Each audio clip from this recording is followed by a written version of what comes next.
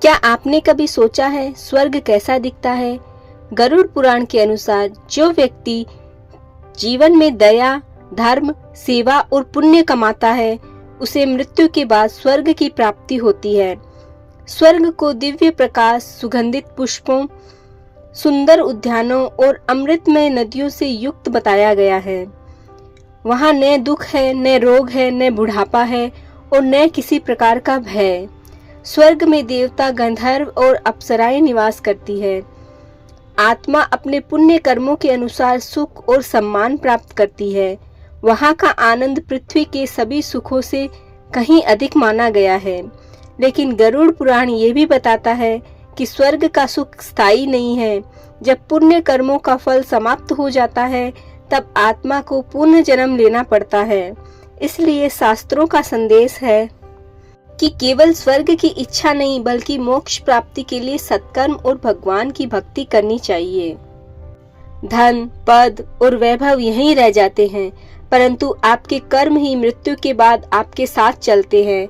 इसलिए ऐसा जीवन जिए कि आपका मार्ग स्वर्ग और अनंत मोक्ष की ओर प्रशस्त हो जाए।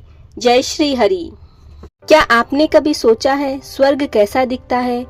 गरुड़ पुराण के अनुसार जो व्यक्ति जीवन में दया, धर्म, सेवा और पुण्य कमाता है, उसे मृत्यु के बाद स्वर्ग की प्राप्ति होती है।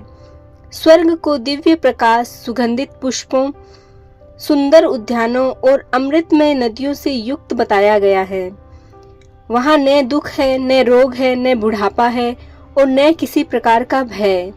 स्वर्ग में देवता, गंधर्व और अप्सराएं निवास करती है।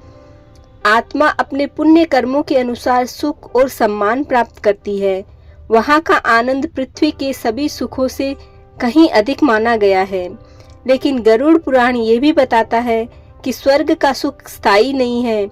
जब पुण्य कर्मों का फल समाप्त हो जाता है, तब आत्मा को पुनः जन्म लेना पड़ता है।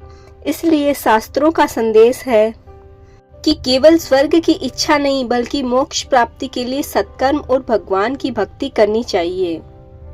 धन, पद और वैभव यहीं रह जाते हैं, परंतु आपके कर्म ही मृत्यु के बाद आपके साथ चलते हैं।